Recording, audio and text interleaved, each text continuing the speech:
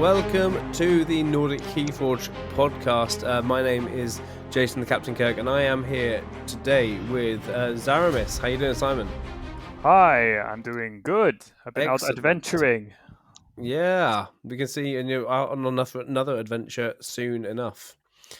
We also have two other Atlantic adventurers. We have Karl Laugenonner, the beekeeper. Yeah. Yeah. Hello. The hello. beekeeper Almost is world in champion. the house. Almost world champion, yeah. What a run. We'll get onto that later. And we have Linus. How you doing, Linus? Yeah, exactly. Straight off a really annoying Kagi game. First game. I mean, today has been pretty amazing for many of us. We've played so much KeyForge today, at least two of us. Yeah. Simon. Yeah, you streamed you started streaming, haven't you, Aramis? Yeah.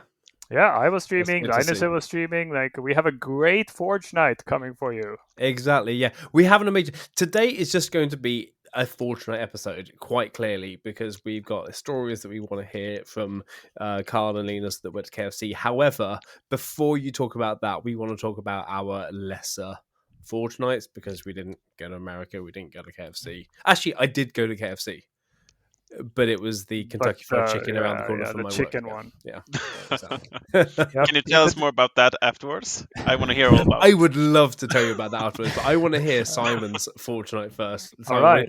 Because I know you can't be here for the whole episode, but we love having you on here, so we want to hear about your... I'm only here to brag, don't worry. Oh, okay, where's that mute button? No, I have played actually 3 of my NKFL games already Wow. since last episode. I played every week, and since I'm leaving for about 2 weeks soon, then I figured I'll get in my 3rd game, even if it's a catch-up week right now. And so far, my NKFL has been a bumpy but pretty good road. My first week, I got absolutely smashed by someone who said that he would lose 0-3 to me, which is the sneaky, also known as best player in Stockholm, Shogun C. I was smashed. I lost everything. I was questioning my entire lineup.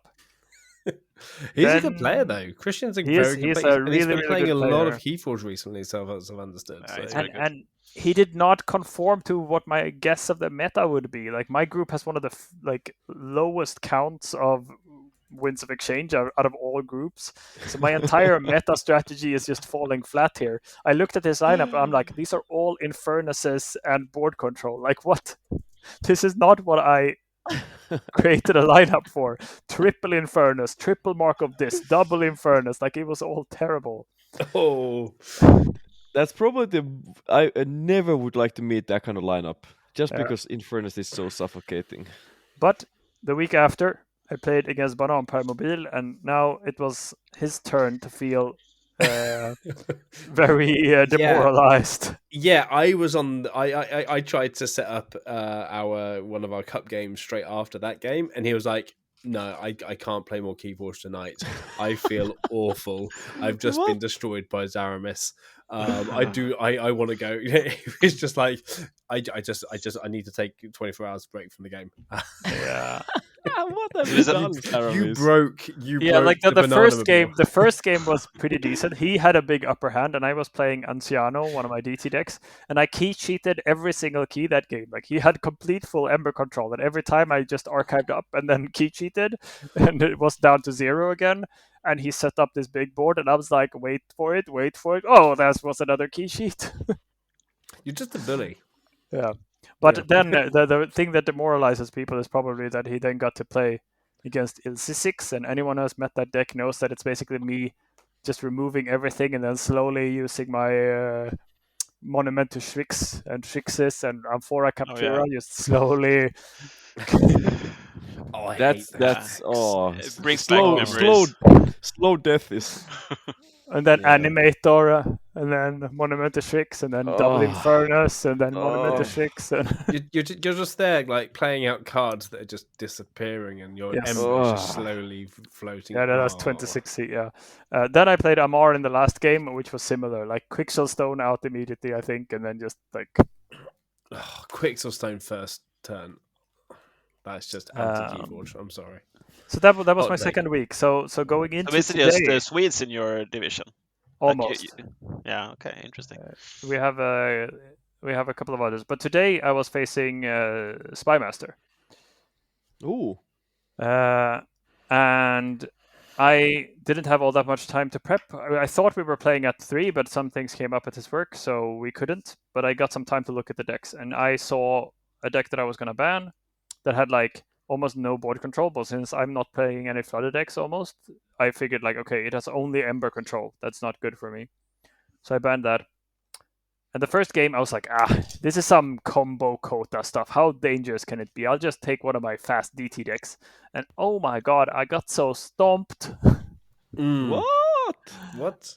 Yeah, it I was. wonder which deck that was. It was painful. I underestimated it so heavily. So I was like, oh my god, it's gonna be another of those weeks. And it meant also that he had saved this terrible 18 pip triple access denied, triple Fangs of Gizelheart Quixelstone deck. So, you have one creature and it cannot reap, and then he purges it if it's a good one. That's the kind of deck that I was knew he I had remember left. that one. Yeah, Yeah. that's nasty. And I was really hoping to get that first against him, and I didn't, and he outpicked me. So in the second game I played SC6, did its usual thing, slow grind, and then the third game, if anyone likes watching games after the fact, I suggest you go watch this one because it was a very interesting Quixelstone game. I played it against it with a deck that usually needs a board, and it's on my stream with Zyra Miss on Twitch. Send over the link and we'll I can confirm it was an interesting game. I already watched it. Cool. Yep. It's So really that was my my Fortnite. It was. Well, was it the it's been win or loss? interesting. I will not That's say. Oh, Oh, that's just a win. That's a win. But he was I here can to see. brag, I so can see. Yes. I can see his face. That looks like. Oh yeah. Yeah, it was a win. Yeah. Buddy. Oh man, that smile. That smile. I missed you, Simon. They can't see the smile. This is a Yeah. podcast. I'm just glad Spymaster didn't have to see that smile. Oh. Let me do a screenshot. Oh, brilliant! Yeah. Great to hear. Anyway, cool. Well, I will. Swindle. I mean, Let's go. let's go. Yeah, let's talk about my Fortnite. I'm gonna ready to mute Zaramis again if he tries to interrupt me and tie me down because he's had like 10 minutes already. No, And by 10, he means 4. My Fortnite hasn't been that interesting. I won the first game NKFL 2-1 against a fellow Sleed, a fellow Swede, and that was a fun game, and I was quite pleased. It was 2 weeks ago, so I really can't remember a huge amount about it. Can you remember the name of the fellow Swede, at least? Actually, can't. I mean, it's all fuzzy. It's all fuzzy. Oh, Okay. I will look that up. Let's while check. you talk. Can someone tell me who I played? Oh no. TV Shop. There we go. Oh, okay. I wanted to say Yali Fallon, but I haven't actually played it. Yeah, of course it was TV Shop. I was thinking of someone else as well. TV Shop, really nice guy. From his Karlstad area. Yeah, it was a couple of close games, but it made me quite pleased with my lineup, and that was great. And then I played against Dave C, going in thinking, crap, it's Dave C. He's going to bring Caruso again, isn't he? He doesn't bring Caruso. He lost 3-0 last week, and I was like, okay, I've got a chance, and I lost 3-0.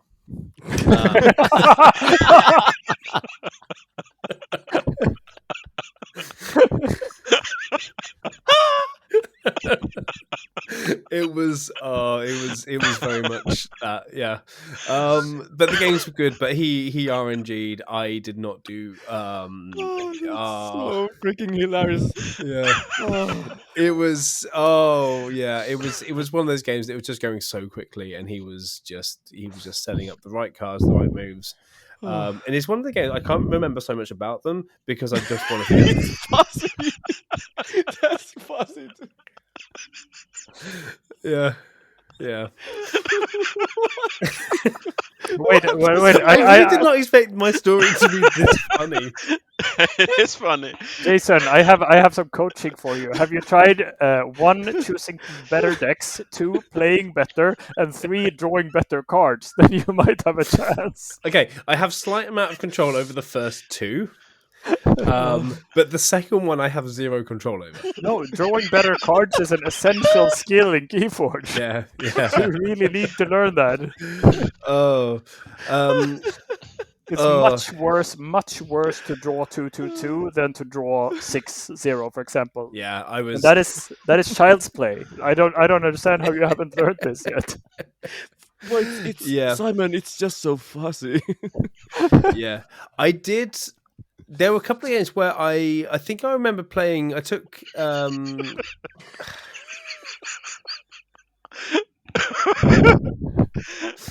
You think you remember? Okay. Yeah. Did you actually play these games, Jason, or are you just very tired? I'm like so sorry. I am. I am way too tired to think in general at the moment. You don't remember the name of the Swede you played, and you don't remember any of the games against Dave. I'm just letting my kids play. That's all. I just put in front of the computer and they just tap away. I know. Looking at the matchups now, the one of the things that I did that just didn't work out. I didn't get the matchups right this time. I tried to play my ban hate, my steel hate deck, and trying to guess the deck that he would play, and there was just he played his non-steely deck basically, so that went against me. I had bigger chance in the second game where I played my board control with a lot of R, and he played out a deck without many artifacts, and so the matchups were just not against me. And then I think Captain of Trouble and Tragedy I played in the third game against Dave C, and that was the closest game. And he just about took it as well. I could have taken the second game. I feel I could have taken the second game with that one. So they were close games, but now I remember them. Did he field a lot of Vodex then, since he left out Caruso? Or yeah, he did. Or should I not ask any specifics? No, he actually. I did think he had 3 Wodex, which surprised me. That he went full on woe so quickly. 3 but then is he's not a good player. full on, by the way. No, but Is the he not? Americans they have a lot of Vodex. I guess they just. at Oh their yeah, I guess. disposal. Yeah, that's fair enough. But yeah, and so he played true. Yeah, I think he played a couple 2 Trooper decks. Okay, he has 2 Vodex, it seems. Yeah. So was it 2? Yeah. So I thought he had a third one. But yeah, so he yeah, that was a game to forget, but I was quite pleased not to go up against Caruso because I thought, okay, that's just an instant loss, and I don't want to kind of waste a ban on that deck as well. So I'm glad he rested that. But apart from that, I've been trying to plan up my content creation. I've got my hands on a Vaultmaster deck. I've got my hands on a Menagerie deck. I'm getting my hands on a Trader. Grim Reminder deck, just to open up on stream and see what they are. I traded away a deck which I regret trading away because I've been looking at thinking, oh man, this is a lot better than I thought it was. Is that the one that Linus got though? Yeah, that's one that Linus got. Yeah, And I suspected as thinking, much. Wow, okay, this should have gone for way more than I went for, but that's fine. The Triple Brick Nasty Hallowfest with Trooper dubbing epic poem. You know, I'll just give it away. I just give it away to anyone. Yeah, that's fine. I mean, I got my hands on something I can't get my hands on for another 2 or 3 months. Okay, so right now the value of what I got is a little bit higher, but Linus enjoy that deck. He was talking to me on the flight about how good this deck was and how that it's gonna get it from you. So. But I played it. You remember I played it against me, Hallowfest. against my other Hallowfest. Yeah. I was like, I'm gonna let's see, and then I was like, I like this one. Yeah, and Thanks, you just buddy. kept asking and asking, and then Alright. a couple of other people offering me like 700, 800 crowns for it. Ooh. Yeah. I know quick draw. 800 crowns. That is like my bottom tier DT deck value almost. Oh. By the way, I have a quick 54 SAS that's sold for you that. know, Jason, Yeah. Quick Draw was actually asking about that deck. He just popped up in a game. I was like, "Hey, this deck looks great."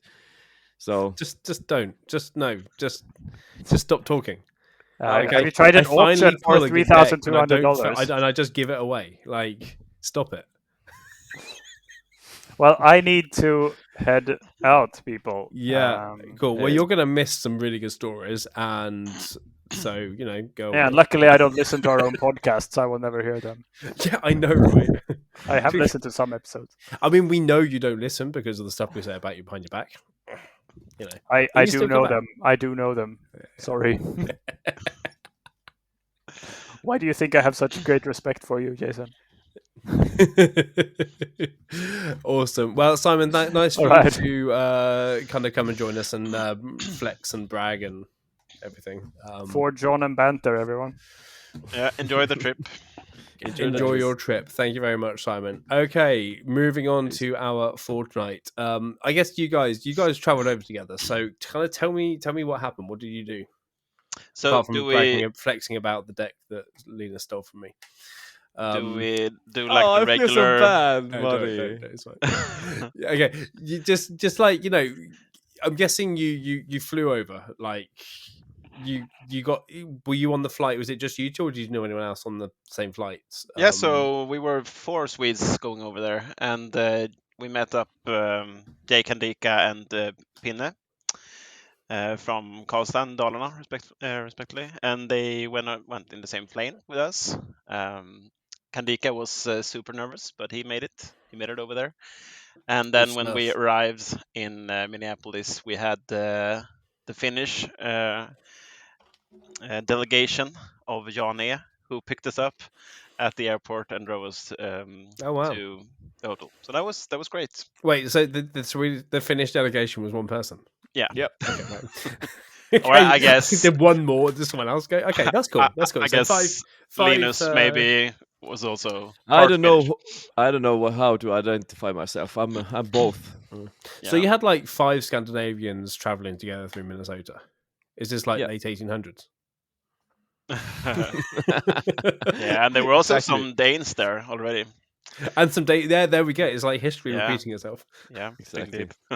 Sadly, no Norwegians. Where's the KeyForge Norwegian community? Yeah, we all wonder. That's sad here. Was there ever one? I think there is one guy in KFL, right? Yeah, like one. But Yeah.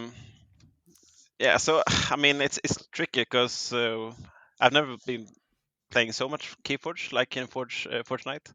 But I guess I could start with my NKFL.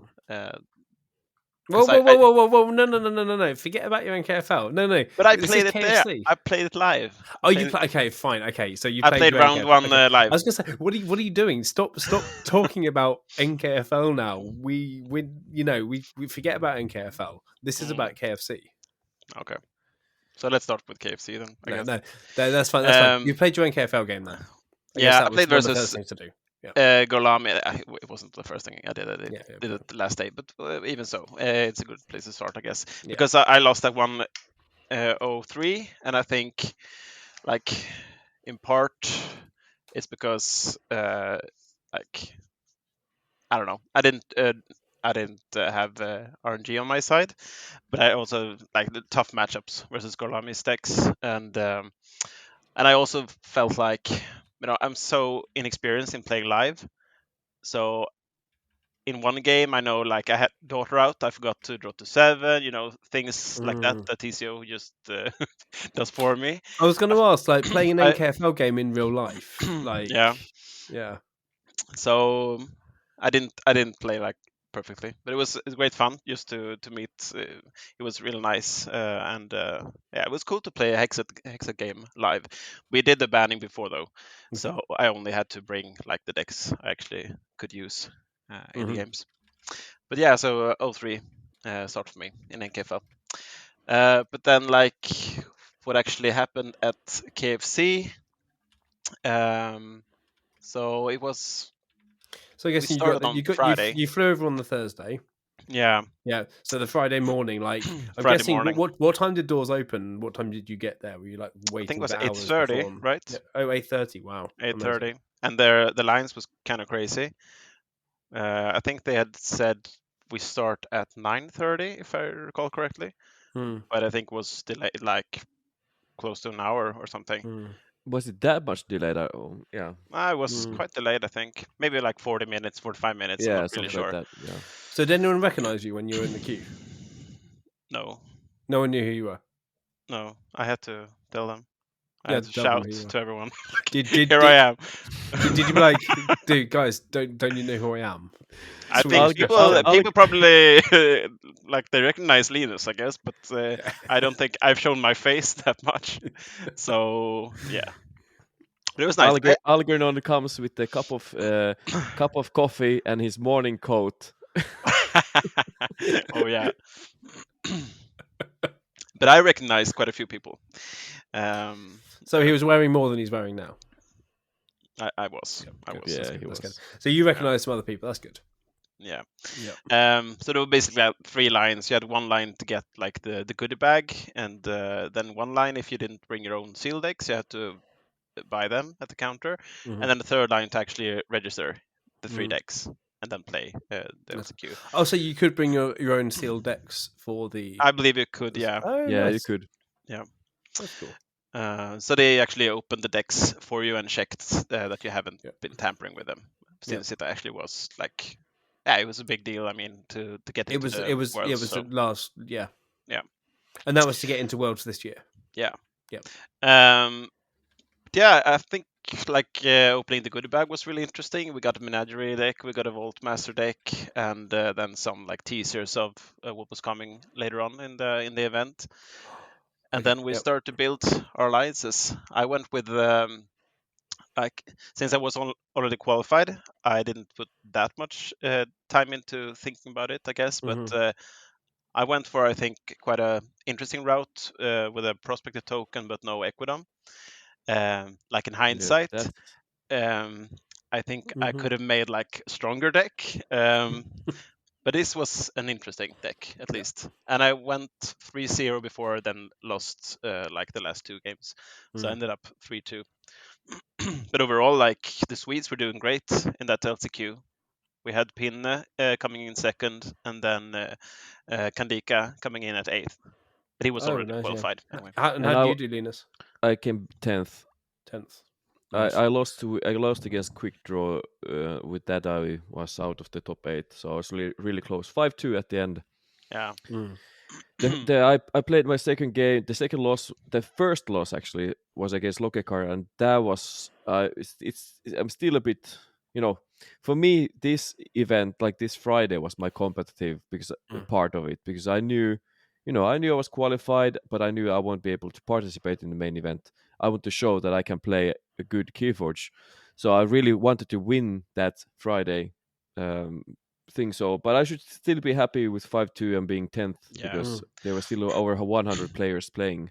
Wow. Yeah, I think we're 137 or something. Yeah, something like that. So that's a really good result still. So thinking about Algorand going 3-2, me 5-2. I think Jonas was 6-2 and Pinne was 8-2, something like that at the end. Yeah, something like that, I guess. Because really 9-0, Harmed, who won that part, went 9-0. Yeah. Okay, it was all right. Cool. So, end of the first day. What was the atmosphere there? I mean, you're there day 1 with 100 players. I'm guessing there were more players there. I mean, I must say that this like.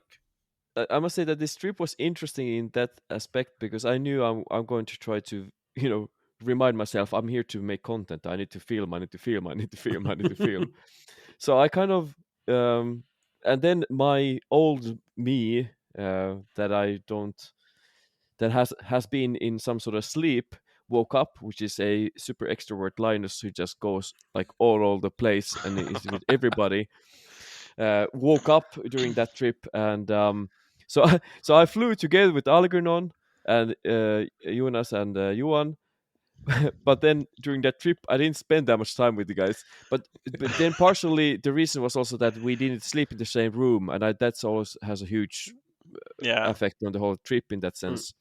So I was mostly hanging with the French people and the harmed, like if Yeah. I would say time wise. But then I I was, basically saw Linus at the airport, and then when we got to the hotel, and then he texted me again, like when we're going to get home, basically, or check in on the flight back home. So you didn't see. So Saturday, Sunday, you didn't Yeah, see each I other saw at him jumping around in the like play area, but I didn't speak to him. all. In the play area. Was it a soft play area with like the big ball pit? Oh yeah, the ball pit. Yeah, Just a ball pit of just menagerie ducks, just Yeah. diving in.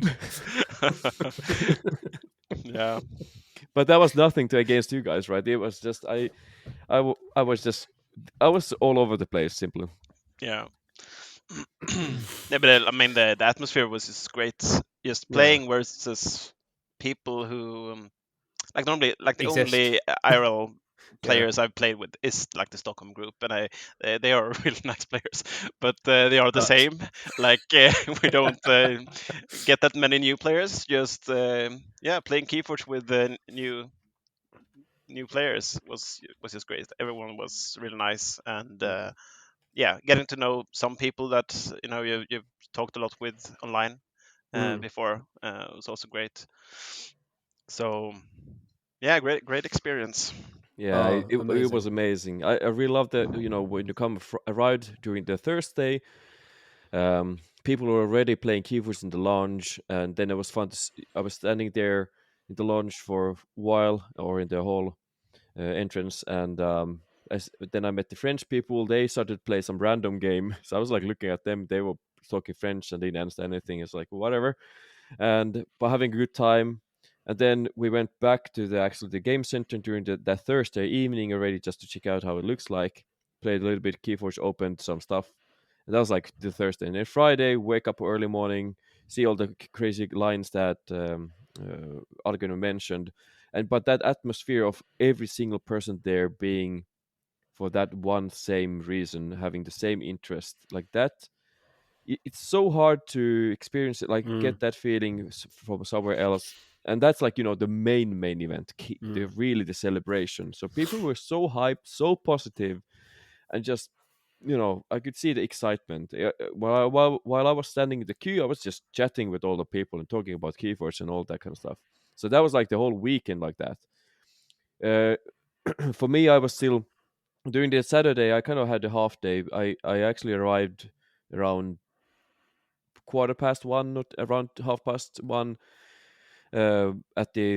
at the main hall, because I was actually participating in something else in Minnesota, doing my little tourist adventure and visiting a church there, having a good time in that way. But then I come back there, and I was like, my mind was like, okay, interviews. So it's fun to come there, and I didn't know that there's this separate room for those who are playing the main event, and nobody could come there. It's so strict and serious, and obviously that was cool. And then it was interesting to see when people were, games were ending, and when they come out, you can see one person is so happy, so energetic, and the other one's like coming head down. That was so weird, the back and forth of stream of people getting knocked out. But I saw Algernon, he was coming there like, yeah, with his cup of coffee and morning coat, like, yeah, this is good. It's still like in the afternoon, so it's still morning coffee. Yeah, I in don't the even drink afternoon. coffee, so I mean, yeah. Oh, Like- that was so man. fun. Yeah, so you've always kind of gone on to the Saturday, and Linus, you went and did your own thing in the morning, and then in the afternoon you went back. Algon, you had a good Saturday. Yeah, I had a great Saturday, and that was also um, quite interesting. Like speaking of just when we arrived there, because on the Saturday, obviously we had two different lines. We had one line for the people who were doing Worlds, and the other line was people doing the Open. So that was interesting just to like on Friday. I didn't know who I knew some people who I was gonna face, but just and you can see the other people in the line. Like, is he doing Archon? Is he doing Alliance? And just thinking like who you're possibly going to face. And then they had deck checks for every single every single deck. Like Mm. that took some time as well. I had to So- exchange the sleeves for or the sleeve for one card in my deck, which was the Niffled Ape, which was kind of funny. Like, obviously it is good, I guess, to know if I don't want a Niffle Ape on the top of my deck or anything, but it's not the card that I would have marked if I had to choose one in the deck. So yeah, so like the deck checks, like how closely did I know this isn't like the most interesting part to stop Not this that they story, did it closely, but like how like every single card makes sure every single card matched the really list. thorough, like every angle on the backside, on the sides. Yeah. So really thorough. So obviously that took some time. I think they had 2 in each line doing that. And then we got the pairings. And as Linus said, they had one separate room for everyone who playing Worlds. So I didn't know like anything that went on in the other room, like what happened in the open. They started a bit earlier. We started a bit later. But also, like, I mean, I know what happened in my games, but overall, I wish I could have known a bit more what happened in the other games as well. It was really tough to actually keep track on what was happening. So, yeah, you got the pairing, sat down. They handed the decks, or they placed the decks at the table. You didn't do that yourself. So yeah, so you couldn't tamper with the decks in between rounds and stuff like that. But wow. So say that again. So in between rounds, your own deck. Yeah.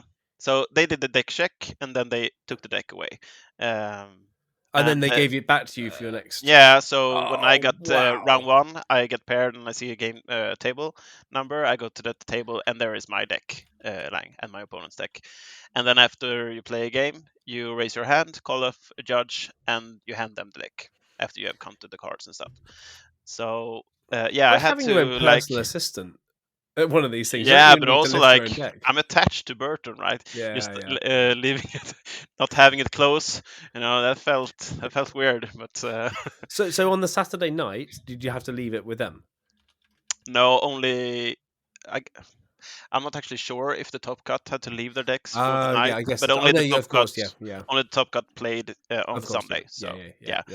As soon as you were out of it, you obviously got your deck back. But I think the system worked really well. I think it was a bit of waiting time in between rounds due to that. But yeah, I had a buy for the first round, so that was just like waiting. And then, as Linus said, I mean, I was outside, and I could see like people exiting the room with different expressions on their faces, which was interesting. But then in round 2, I played Isaba, who actually in the end he came third, I think, in the end. Isaba came third, was it?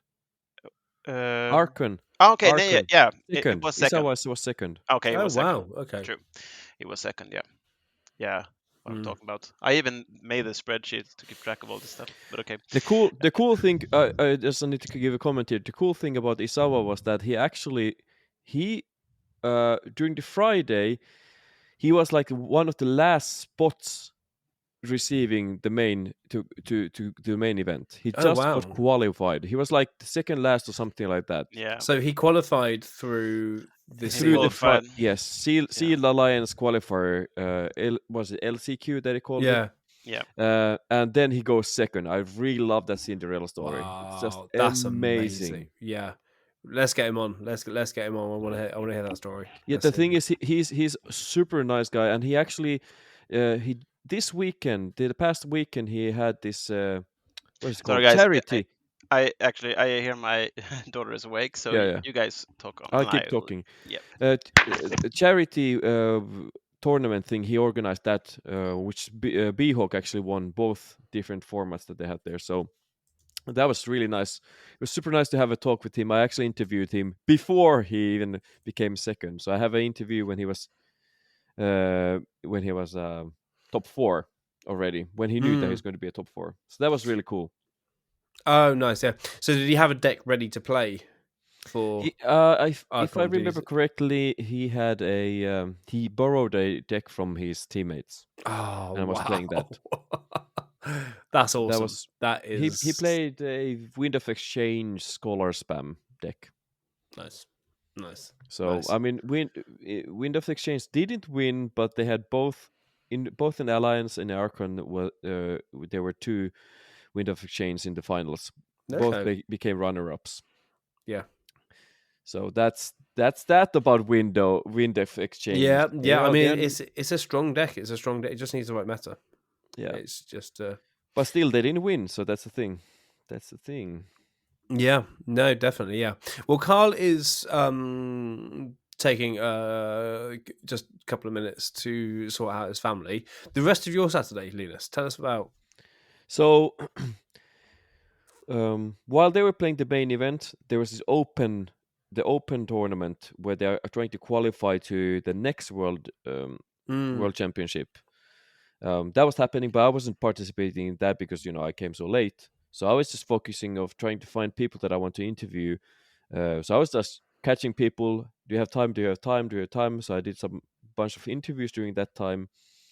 So that was actually that Saturday. I mostly did interviews and just watched people playing. I didn't play that much during Saturday, actually, when I think about it now. I didn't do, during that whole weekend, I played 3 Menagerie games. 3 Menagerie games, I think. Oh, wow. Yeah. So I was super busy with my content creation stuff and just filming. That was kind of my Saturday at the end. But it was super fun because, I finally got faces. I've been playing this game since the start, since TCO was created, and seeing all the peoples there, all the nicknames for many years, and I finally were able to meet them. And that was the most precious thing from this trip. The community, the people, and talking with them and enjoying KeyForge. That was the best thing. And I kind of, in that sense, was happy that I wasn't participating in the main event, because then I would have been so in competitive mode and probably not that social, because I would have been so focusing on that task.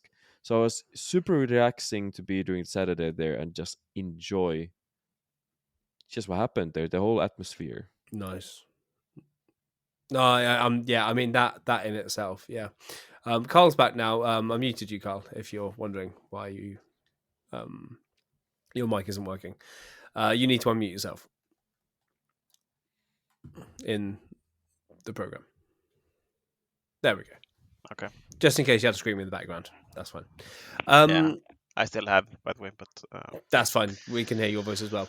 Okay. Yeah, I mean that experience that you had, Linus, was I think that was my FOMO thing of that weekend. Is like, okay, yeah, as we've figured out tonight, I'm not the greatest KeyForge player, and I don't pay full amount of attention to games after they've happened. I can't even remember the person I played against, but actually being there to meet the people, to be in the to talk to the people that you make the friends with in all the different Discord servers we're in, all the different things we play against, the Swindle team that we're involved, that we're members of, like seeing you guys with a picture with Murph, and shout out to Murph, he's awesome.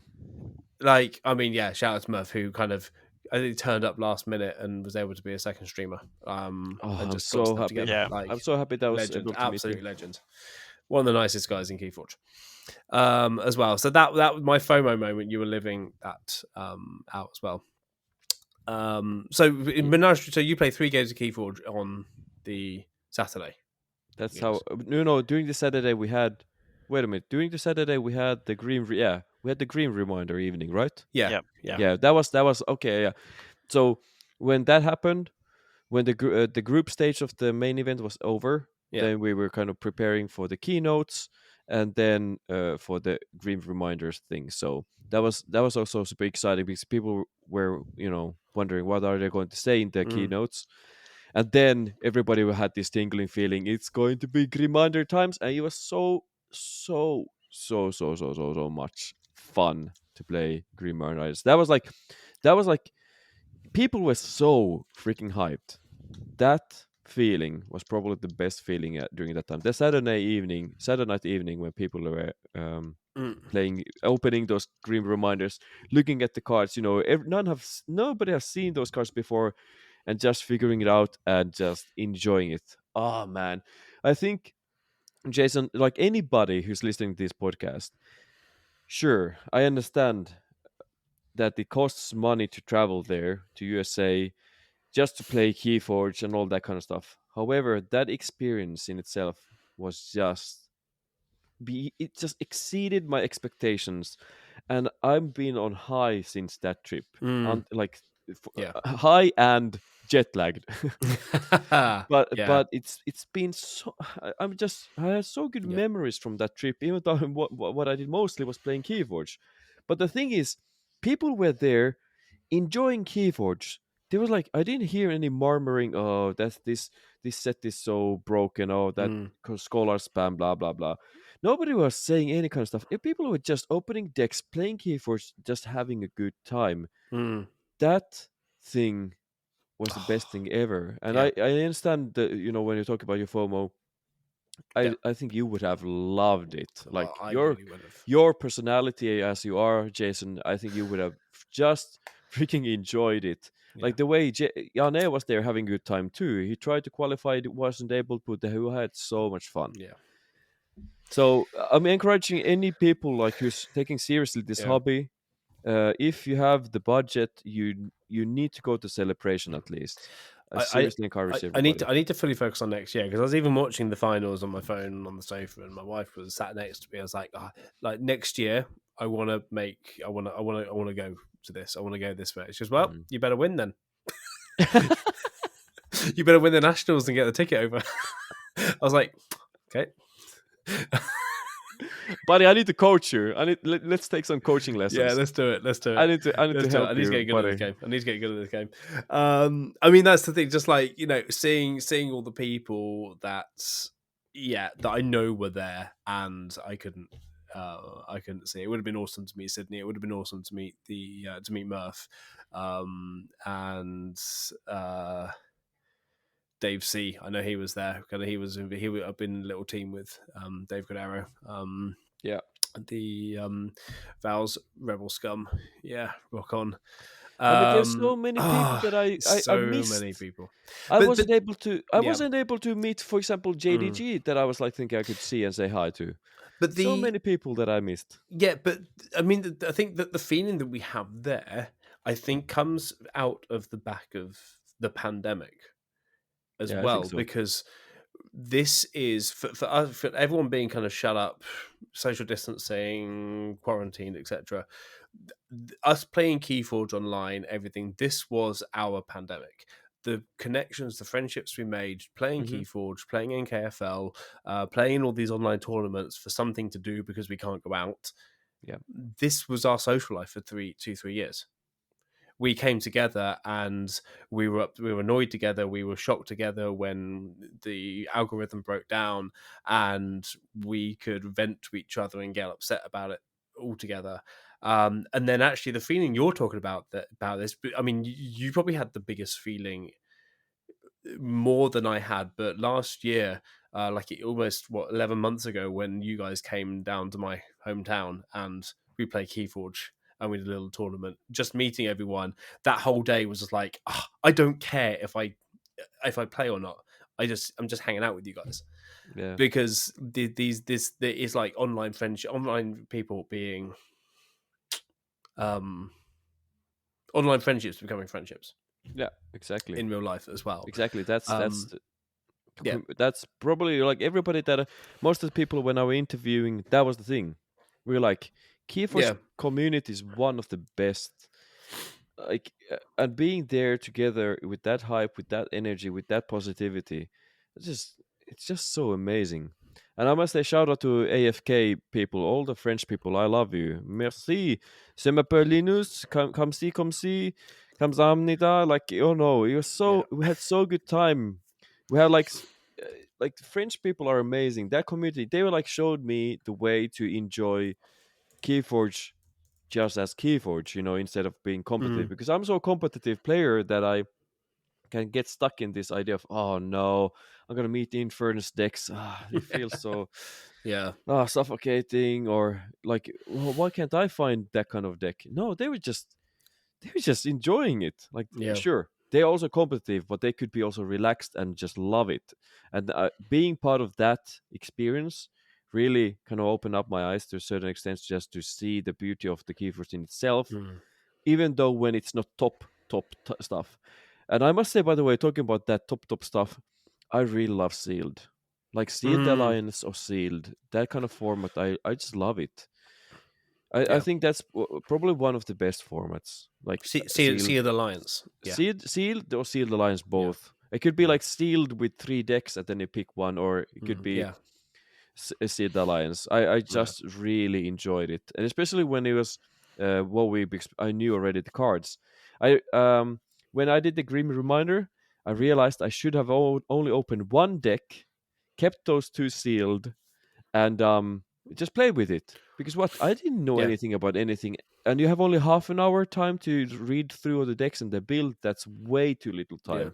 So I was so stressed during that time. So I felt like I would have gotten a better experience of Grim Reminder evening just by opening the one deck, not even looking at the cards, just sleeving them, and then just go to the first game and just have this aha experience and just have a good time. Because that was literally what it was.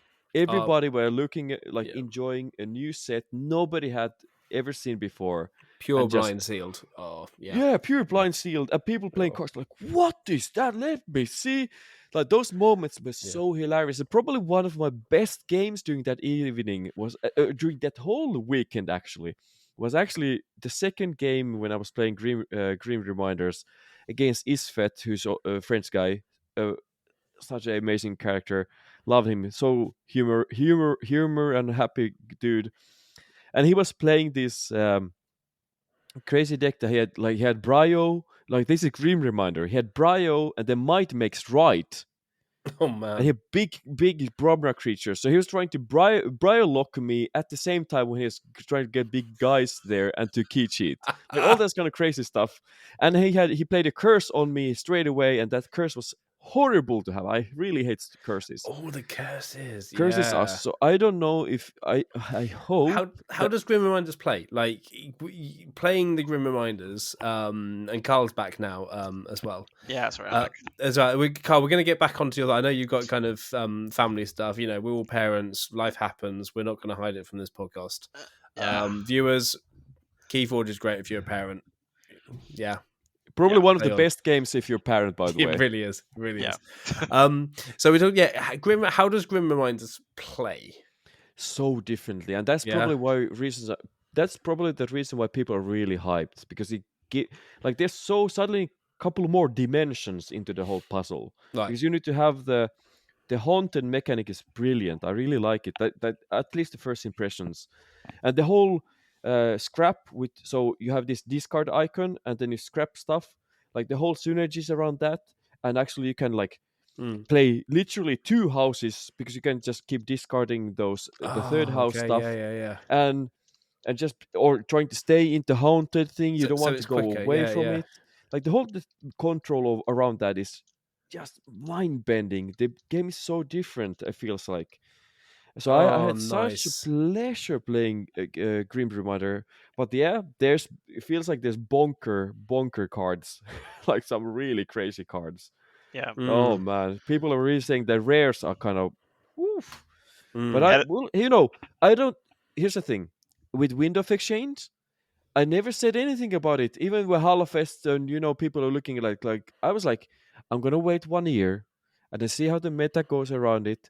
And probably people will be at the end, no, it's Wind of Exchange. It's not that crazy as it is. And I think like Grim Rewind is going to be like similar. Sure, there's going to be good stuff, but at the end, any set can be win.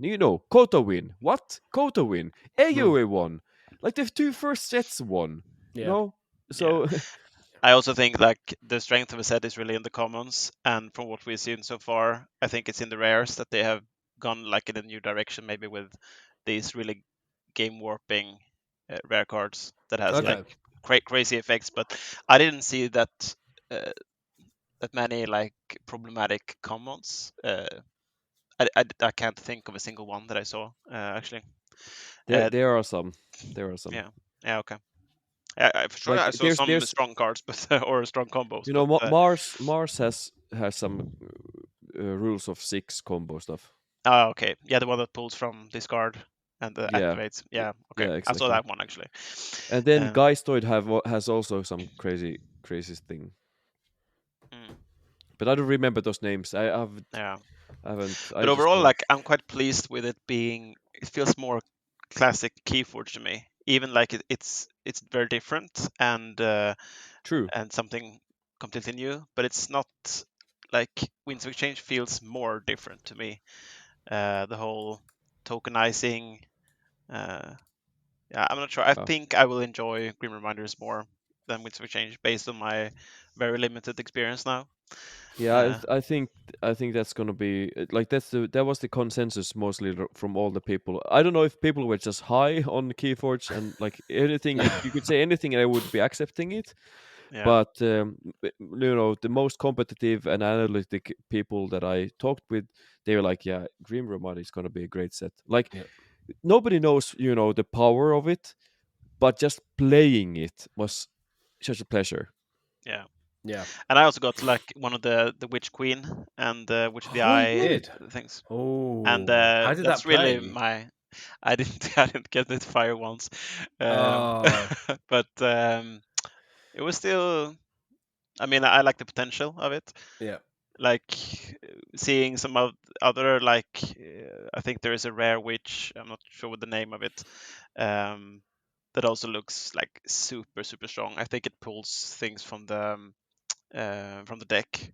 So Witch of the Eye, but reverse basically. So yeah, I just want to open like Witch Queen deck with Witch of the Eye and that guy, and that should be good. So I Nice. think Untamed Nice. is my favorite house so far. Oh, nice. From what I've seen. Mars. I'm liking what I'm seeing from Mars so far. Yeah, they Yeah. look really strong Yeah. as well. Yeah. Did any of you get to taste Geistoid in your decks Yes. or play? Yeah. I think I had 2 Geistoid decks. Mm. I think so. Nice. Yeah. Well, in terms of like, yeah, getting some in real life play and stuff with that, we're gonna have to look for some other opportunities to get that during the year. Yeah, by the way, And talking test. about in real life stuff, that was the thing for me. You know what? I played mainly on TCO online the game, and really being able to play Keyforge for 3-4 days in real life, that was refreshing. And you know, at the end, that's the best way of playing it. Yeah. I really miss that. It's sad that I don't have the possibility. You know, I'm living out on the countryside and there's nobody playing this game. Like I didn't get any of my friends really hyped into this game for some reason. But you know, that's one of the best things in this whole, you know, during this whole trip. The community I'm playing in real life. I super Yeah. loved it. Yeah, I was actually a bit like not nervous, but a bit worried before, since I'm like so inexperienced with it. Like, how would it be like to play just so much IRL during the weekend? Yeah. But yeah, it was a blast. Like, and you really get into it, and just like seeing the reaction from your opponent, it's really something else. Uh, yeah, I had so much fun in every like single game I played this weekend. Yeah, I believe that. Um, By the way, and I can played you quite a tell lot. you?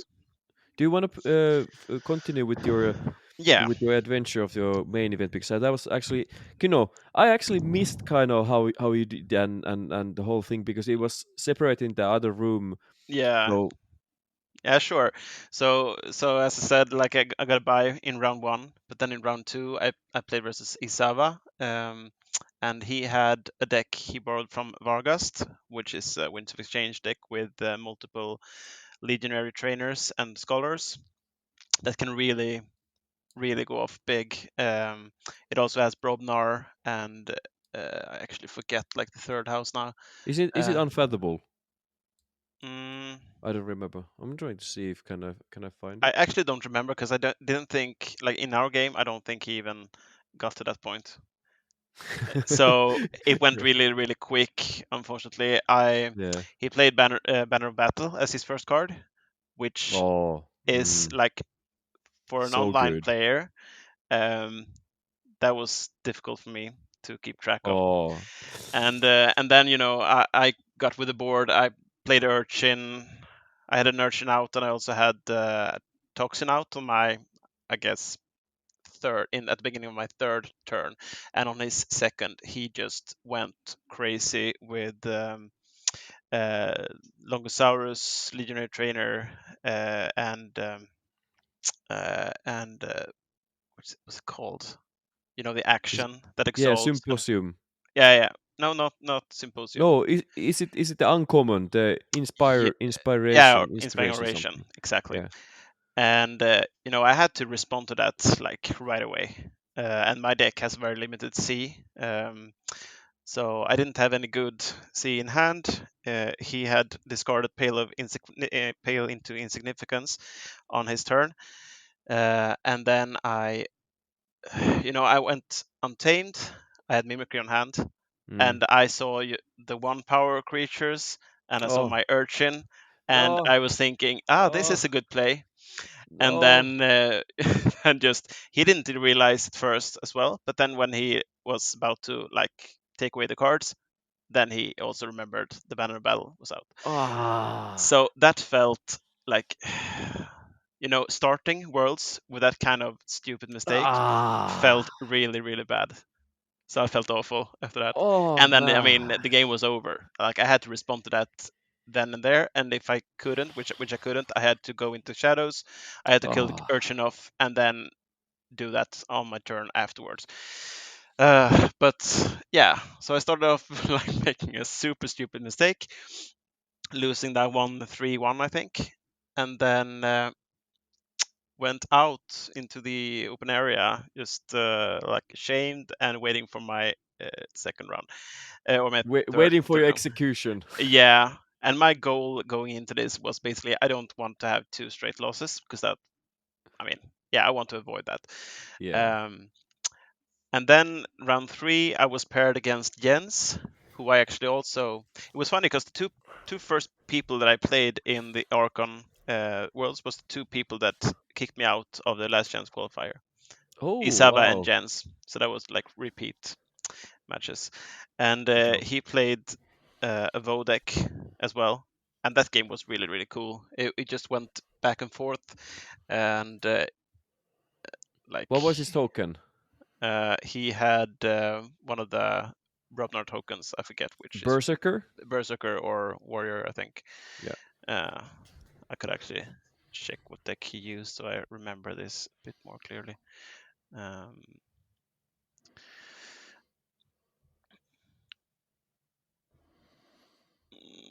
But how were you, by the way, yeah, during that? Berserker token. Yeah. During that game when you sat down and you won one, you made a huge blunder in the first game. Like how was it? What was your feeling when you sat down and you were going to play your second game against I think I Jens? was quite chill, to be honest.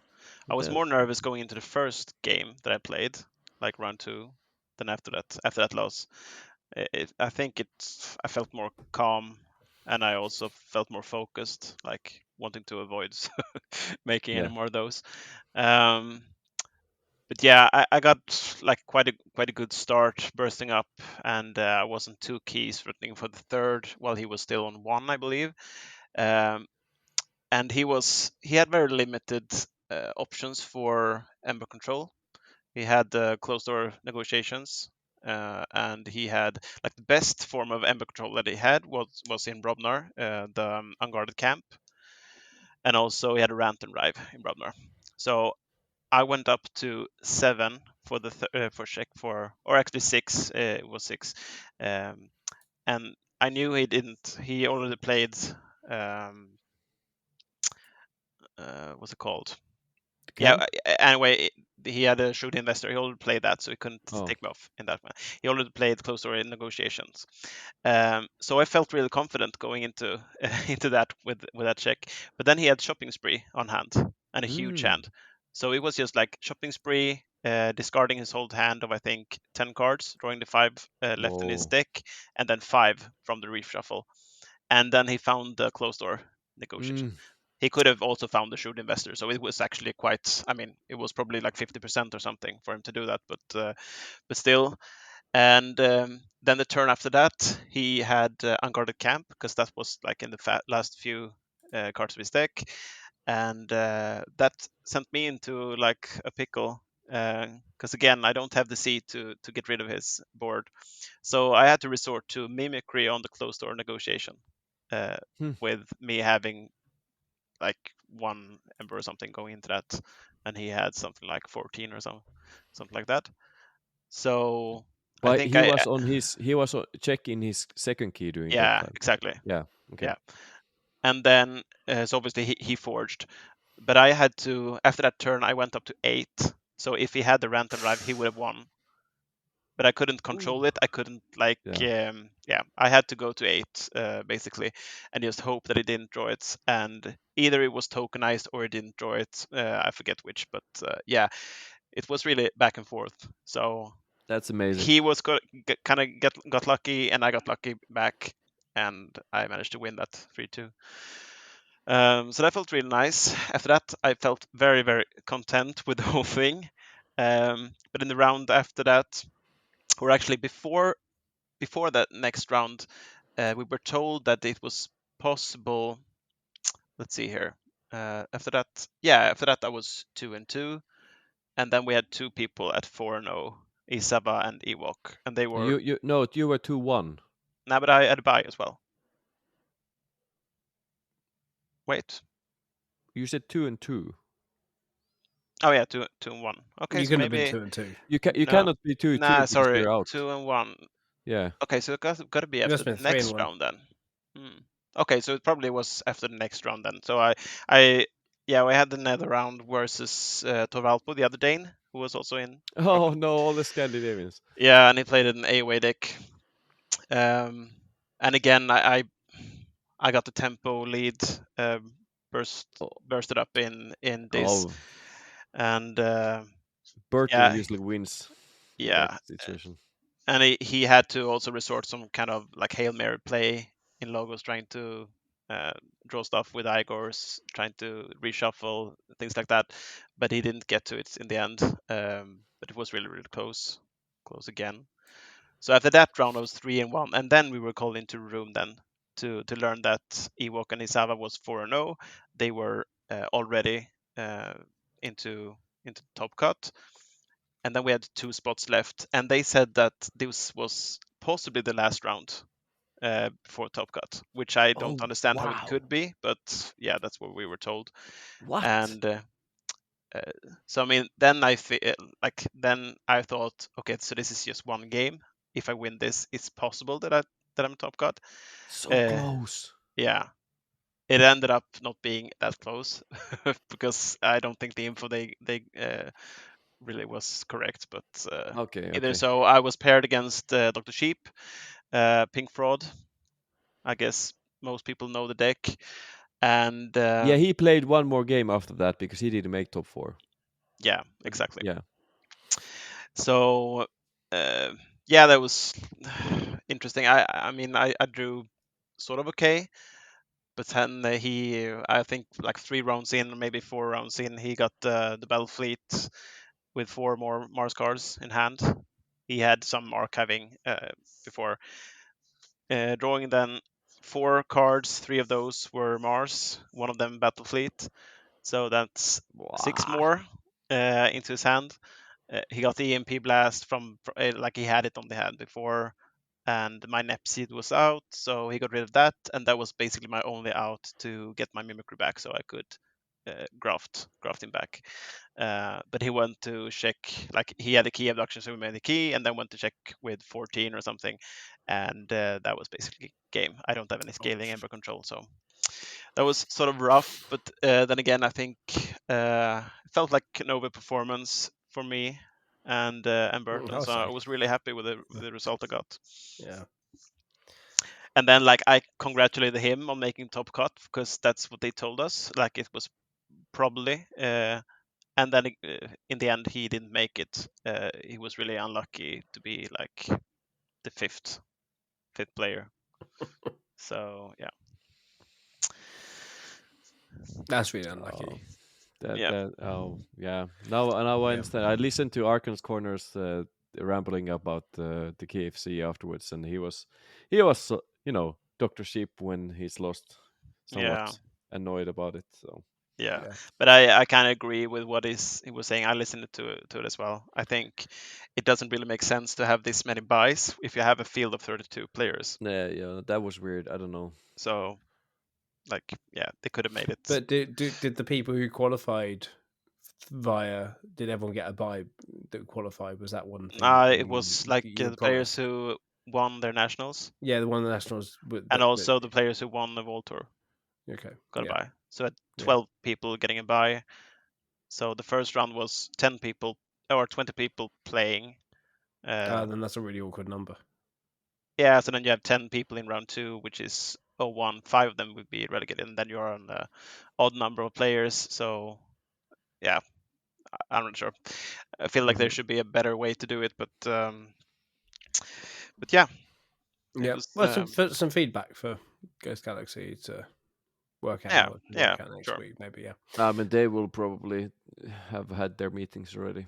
Yeah, exactly. But I'm sure they knew going in. But I mean, you can't take away buys that you have promised because they were going into the season. They had a double elimination system that they thought of using, and maybe that would have worked better. I'm not sure. You've got to go with what you promised unless you have a chance to change it. Yeah, it wasn't really a chance to change it. Yeah. So how did the rest of the, like, in terms of Ghost Galaxy and putting on a good event? I think it was just like amazingly run, the whole thing. Yeah. Like, sure, you had some like waiting between rounds, but I don't think you can get past that when they have a very limited team. And I think they were super nice. They were available for, like, if you wanted to ask them about rulings or questions about anything. I think they were really, really nice about everything, and I think it went really, really smooth. I also enjoyed the menagerie thing really, like, a lot. I think you already talked about that, Linus, but I think that was a great system that they had. Like, you just flip the thing you had, like you had some badge. The badge, and then you're available to play menagerie. And so I think I got like 12 games in or something. Oh, people. very nice, yeah. And that was like the perfect number as well, since after you got one deck for free in the goodie bag. And then for every 2 losses you got a chance to buy another one, but you can only get up to 4, I think, in total. Okay. So I ended up buying then 3 more, and the first one I opened was really fun. That was a Genka packet, and also had Brig in it. So that was really fun. Nice. Yeah. Now, I say Menagerie is a way better thing than Unchained. Yeah. I'm so excited about the one that I got from you, Linus. Hopefully it's something spicy. It better be able to pay how much I paid for it. I hope it's gonna be 4 curse packet. Yeah. Oh yeah, the 7 curses, you mean? I'm hoping for Keyraken. No, well, I don't know, but like, for example, the Dr. Ship had a Menagerie deck that had 4 curses. Yeah, but I played versus JT Russell and he had 7 curses. Ooh, what? Yeah, that was insane. Yeah. I'm really, really hoping for Keyraken. Yeah, I got mine, and it's signed by Peterson. Oh yeah. Yeah, the Keyraken was really cool. You got a Keyraken in Menagerie. I only opened one. I said I only played 3 games. I only opened one. It's from the goodie bag. Then I was not able to buy 4 because I was too late and I wasn't able to play and stuff, blah blah blah. And when I was trying to figure it out, they had already outsold. So I was happy that I managed to get 2 extras. So I have 1 and then the 1 for you. So like, Wow. Okay. Ooh. So wow. Okay. So the cost. Okay. Yeah. So be happy, you got it. I felt like that was like I think Jason, It you need to cost send you, it. You think you need to send him some money for compensation as well. Man, yeah. No, but I like the only thing is like the packets were so unevenly. I mean, you had some stuff that was just crazy good and fun, and then you had some things that felt really, really, really bad. yeah, really bad and just not fun at all. Like, Yes. yeah, I'm not Yeah. sure how they came up with. Was there more things that were fun? It felt like there were fun? more things that fun, but there were really bad stuff that felt really bad. Okay. I had like one guy from Canada. His name is Jeff, by the way. Shout out to all the Canadians, Murph, Jeremy, and Jeff. He said that he had opened all 5 and they were all crap. I was like, Yeah, okay. oh, what is this? Like he felt Yeah. so Yeah. like misery because of that, and I feel for him in that sense. I think especially with the token packets that they had. Oh yeah, that was Because bad.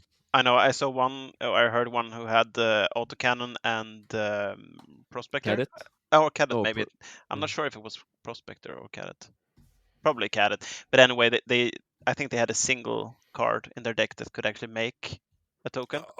And then like if you make this packet, please include some kind of reliable way to actually create tokens as well then. So there's some improvement space for that, but that was still way much better than Unchained. Yeah, and I played a really fun game versus Jens, the guy who I played in LCQ and also in Worlds. I played 2 Menagerie games with him, and the first one, like we were playing, I had my Genka deck. I was really like excited to use this thing, and then he had a Saurian deck. He played a Deosilus quite early on, and then when people came past, he was just like showing off a card in his hand to everyone who was passing. Like he was really excited about this. So I get nervous, right? Because I mean that's not what you want to see your opponent doing in the middle of the game. But then he had a double Deosilus deck in his Menagerie, and that wasn't even a packet, I believe.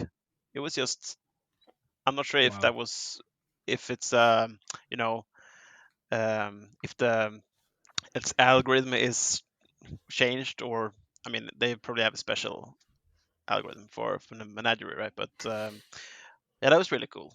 That was a really strong deck as well. And then JT Russell's 7 curse deck, that was also really interesting. Especially the curse that lets you discard your hand and draw 6 at the start of every like draw step. Yeah. If you play Genka, that can be a bit annoying. So I had to try to fish around for my destroy them all in time when I actually used that. Yeah. Are cursed counted as artifacts? Yeah. Okay, Is so it? you can Yeah. The curses are all artifacts, aren't they? With treachery. Yeah. Okay, so you can destroy them with artifact hate. Yeah. Yeah. Okay, all right. Yeah, but it's really impressive if you have like loads of them out. You can't do anything. They are can't really do anything right. suffocating. Yeah, exactly. Wow. Yeah, so, cool. But the so that was kind of like the Saturday. The keynotes, they were way more. This is Saturday still, but they were way more careful of promising things, and I'm fine with that. I have no problem with that sense. I'm happy that they were talking about OP and talking about packets around that, and really trying to, that's the thing that I want to push during the next year. However, they mentioned only North America, so I'm a bit kind of yeah, I scared. think it said in the bracket North America. Yeah. Didn't really talk about it, but yeah, who knows? For the OP Who knows? kits and stuff. The thing is, yeah. How I understood the situation, I might be wrong, but I was talking with the Canadians, and they said that, for example, they have many shops that they never received Wind of Exchange. Like what? Like so they're like, it's so hard to create any communities there and make the game grow because the distribution is kind of stuffed.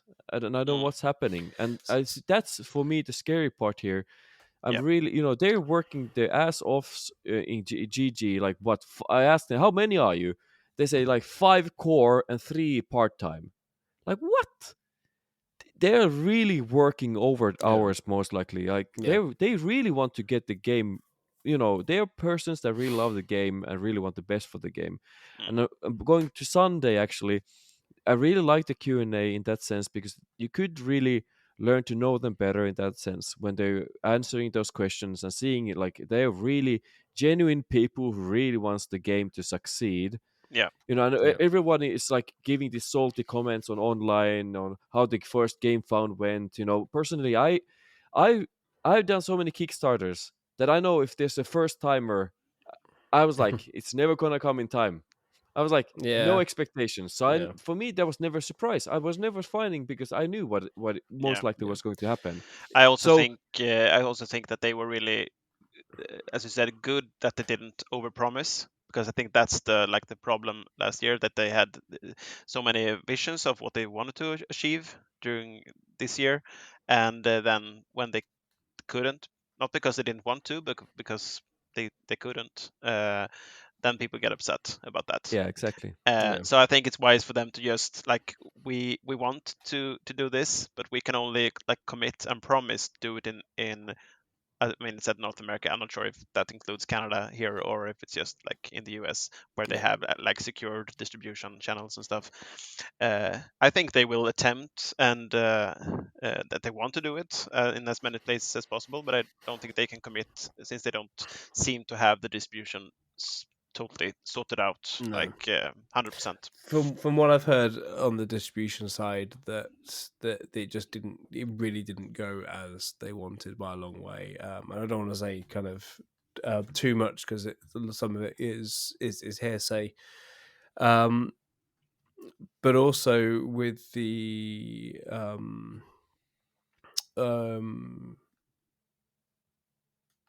with the fact that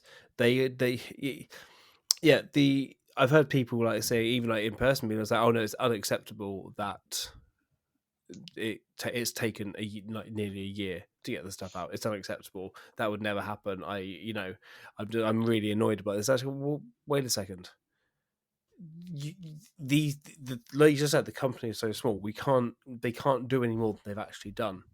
And when we spoke to Michael Hurley a couple of weeks ago, it was a genuine apology. Like, we are really sorry that it did not go as planned, etc., etc. Yeah, they are not. They do not have, and they're not under Asmodee's umbrella anymore. They're not under with FFG, Asmodee, and the big companies where they have maybe 40, 50 people working from one end of the scale to the other end of the scale. They don't have that anymore. They don't have Asmodee pushing the game into shops like they do anymore.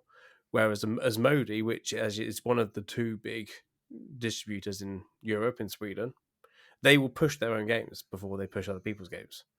Yeah, that's the problem. Yeah, they will easily push other people's games before other people. So they are pushing Star Wars Unlimited, which looks amazing, but they're pushing that a lot now. There's pre-orders coming out already in shops. Manitorsk are taking in pre-orders already for that coming out in March, because Asmodee are really pushing it. Yet they ordered 12 boxes of Winds of Exchange and only delivered 4. Okay. And I'm still upset that someone in Germany bought 2 of them. I really Sweden needs more WoW. And the whole Europe needs more WoW. Whole Europe, probably globally. Yeah, probably globally. Yeah. So I'm not sure if it's on its way, or they didn't order enough, or I don't know. We also don't know how the print run, how big the print run actually. Yeah. I don't know how. I know Riku in Swindle. He's a shopkeeper, and he bought a bunch of Wind of Exchange. So I don't know how that went, but they have a active community in Vietnam now because there's stuff they can actually sell that stuff and so on. Yeah. So I at the end, however, I've always been reserved of giving criticism just because I feel like it's a little company. It's a dead game, stated as a dead game, trying to get that alive. so I understand fully why would they go game found. And I just, hate that EU decided to, yeah, we need to have a tax stuff with this kind of stuff, because now it costs for us Europeans like so much more. I would have been like pledged way higher if I would have these taxes on me. Anyhow, taxes are good, so on. But I really, after doing so many years game Kickstarter without tax, I was like, after that, I'm never gonna kickstart anything. And now KeyForge is in that spot because they don't have the distribution yet laid out Yep. as they wish.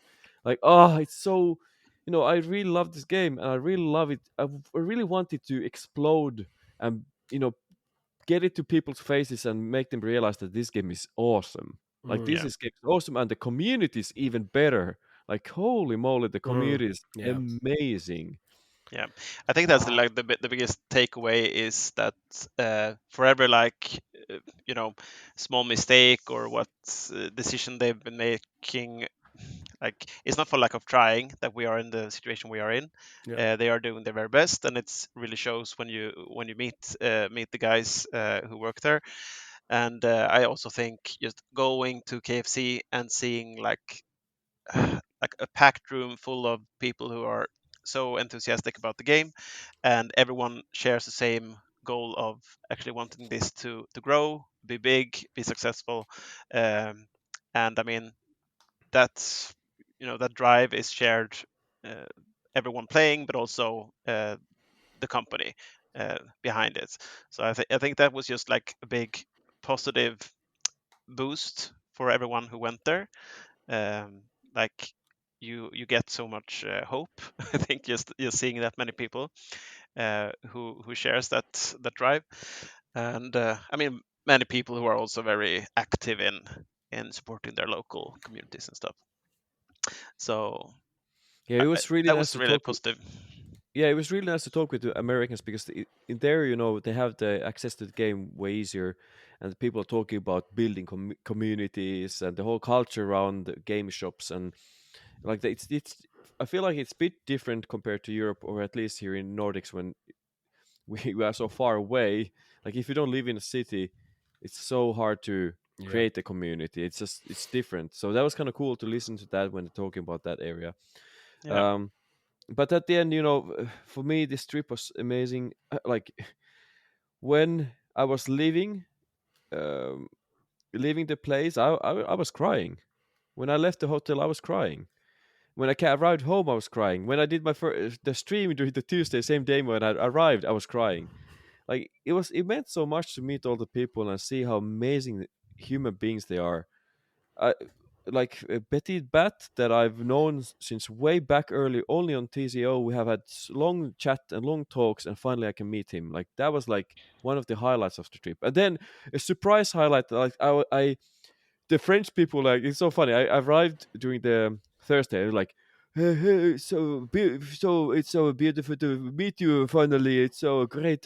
I'm so sorry, but the plan is changed. My best friend will come with me and take this room, so you will be the other French guy. And then no, no, no, not even with the French guy. He will also have a friend he's gonna be with. So sorry, you're not gonna be with any friends. I was like, okay, whatever. You're gonna be with this Dutch guy. I was like, what? With the Dutch guy? Like, what's going on? Oh, all That was right. so hilarious. Like the whole mix and chaos at the start. I was like, okay, I'm just gonna flow here. And then at the end, that was the best surprise ever. I met Harmed, and who's I've had some really good chat with already with Dutch people. Shout out to Lord Judo, by the way. And such an amazing person. Like we bonded, like it was like bromance. We had such a good time and learned to know each other, and just talk about keywords and then about life. And shout out to Harmed, really. Like I made a friend. Like I literally made a friend during that trip, which I never had thought about, like in that way, because we were sharing the room and just talking about life during the times when the tournament was not there. That was also like a amazing experience, which really, really, really made that trip just worth it. And I must say here, by the way, that all of you, I've already said in many different channels, but all of you who supported my trip, I'm deeply grateful of you giving me that chance, because I lost the finals. I didn't get the travel reimbursement. I never thought I would be able to do this trip because I didn't have the fundings, I didn't have the money. But people who were following me, friends, family, and people who have been following me, actually paid my trip, and even more. So I'm just speechless. But I don't know how to like show the gratitude, but I can just say like thank you, like from bottom of my heart, because this was probably one of the best trips ever that I've experienced, like especially in geeky environment. I've been in Essen Spiel and stuff, and that's also an amazing trip, but this was something special, like meeting all the people that I played many years online and Yeah. seeing the community and so on and so on and so on. Wow, man. Yeah, I can it's just keep. amazing. I've been talking with my wife about these trips, and she's like, "Seriously, again?" I, I had enough. Yeah, I also, as amazing as this trip was, I also think it was sort of like once in a lifetime experience for me, because unless they actually decide to do travel reimbursements next year, and I happen to luck out again, then I mean it is a lot of money, and I doubt I could afford to do this, no matter how much I would want um, to make that kind of trip to Minneapolis. But who knows? I really hope that I get Carl, it's a chance fine. to go It's my next. it's my turn next year. Yeah, Liz is maybe going it to train me is. up. It's my turn next year. Maybe it is. I'm hoping for some like North European World Tours, though. That would be Yeah. fun. Yeah, That would be nice. really good. That'd be Denmark, really, here we come. Denmark is the perfect place. Like so many Yeah. flights flying to Copenhagen. I think It's the Denmark ideal will be the place. place. Yeah, Yeah. ideal place Hopefully, for that. hopefully. Yeah. Great, cool. Well, we could go on and on and on about everything KFC, and I will feel like I've missed out more and more. So I'm going to save myself, and we'll end the podcast episode here. No. Hey, I must say this one before we end Okay. it. Seriously, the last evening, like I was up to 2 a.m. The Sunday Monday evening, I was up at 2 a.m. playing stuff with French people, playing with Yeah. against June. I was able to play against the June our Oh, yeah. future self with her Becky against my Olympias. That was an amazing Nice. matchup. Like in the middle of the night, like Yeah. last game. Who That won? was a blast. I won. You won. That game was amazing. Yeah. And then also before that, I was actually I had this chance to meet Fabulousing and June, and they were talking about Keymander, and the Did you get to play Keymander that? was yeah, I got to play it Why just have we not randomly. talked about Keymander? What is Keymander?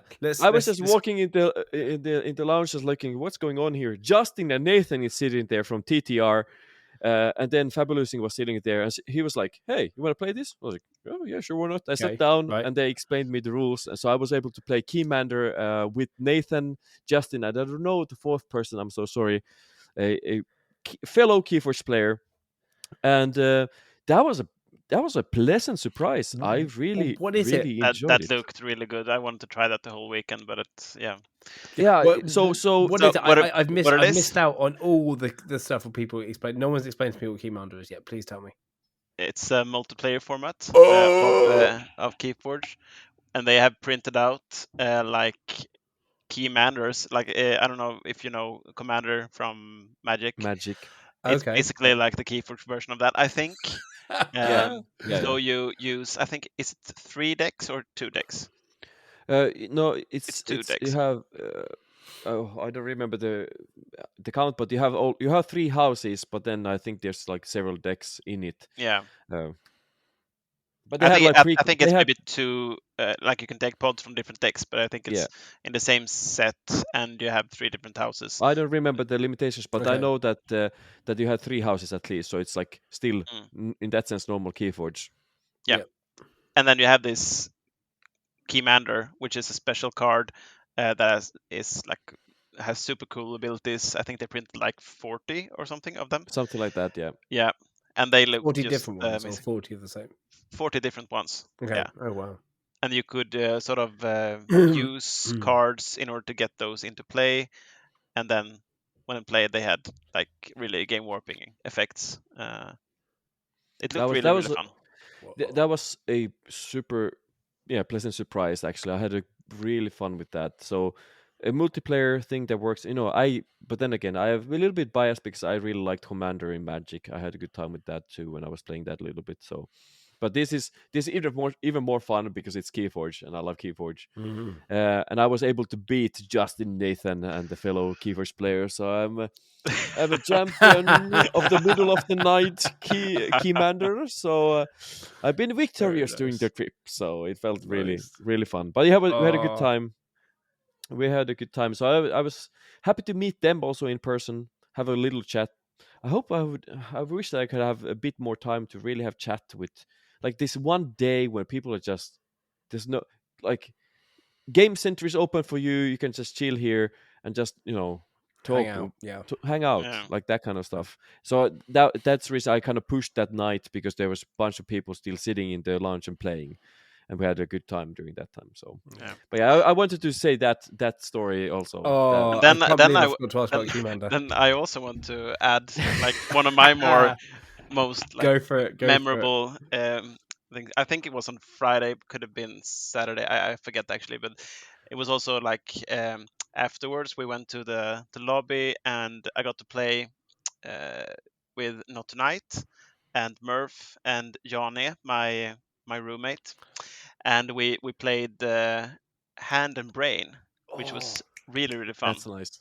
I didn't know what it was, but basically you play like one player, probably like most likely the owner of the deck, is the brain, and that player makes a decision of what house you pick. But then the other person, who is the hand, just makes all other decisions in the round. And after like a round or after the game, then you can like give critique or like discuss if you would have done things differently or things like that. But that was like super super fun. Really great to meet Not Tonight, who I've been playing. Wait, you say Not Tonight? Was Not Tonight there? Yes. Oh man, I have interviewed Not you Tonight. met my nemesis, Jason. I've interviewed her. So you interviewed her as well. Yes. Oh, it would have been so cool to meet Not Tonight. Yeah, it was great. Great to meet her, and Murph as well. So he was my opposing brain, but that was really really fun. A fun way, fun to hang out with them, and a really fun way to play KeyForge as well. Yeah. Oh, amazing! Right, there's probably so many more stories that are going to come out in future episodes. But for tonight, we've been recording for like an hour and a half. So like I think that's the longest episode since probably like, the third episode that we did, when we realized, we should be keeping these quite short. Yeah, good job everyone, like who's still listening. Exactly. Yeah. If this is your third sitting to finish this episode, that's okay. But guys, thank you so much for sharing your story with me and with everyone listening. It's going to make me try harder to get there next year, and we'll be diving into so much more of this in the coming weeks. I am going to be opening up on my streams on the Captain's YouTube / the Captain's Deck, a Vault Master, Grim Reminders, and a Menagerie deck coming up, and going through that and exploring that. I'm going to be doing an advent calendar, hopefully. I need to try and find 6 more decks, and then I can do an advent calendar, and actually have them in my possession. Of course, I've got some hopefully coming in time, but we'll see. So that's going to be coming on my personal stream. Linus, are you going to be doing anything special on your stream coming up? I'm just playing competitive spicy stuff. That's probably going to be then. I'm just trying to edit all the content that I have and looking forward to that. Start posting those. So that's the next big thing. Nice. I'm actually, another thing I'm going to be doing. I've got I'm going to be going through a KeyForge starter deck as well. The new starter deck. I'm going to be kind of opening that up I'm going to try some kind of pre-recorded stuff as well on my stream. In upcoming episodes, we haven't really planned much, but we want to dive into Green Reminders. We want to dive into explore some of the other stuff that's happening on. So this is a good time to be alive. It's a good time to listen to the Nordic KeyForge podcast. tune in again next time. Find us in all the usual places. Forge on and prosper. I'm saying it before Carl jumps in and says it. And good night, everyone. Good night. Stay classy. Go for KeyForge. Go Forge.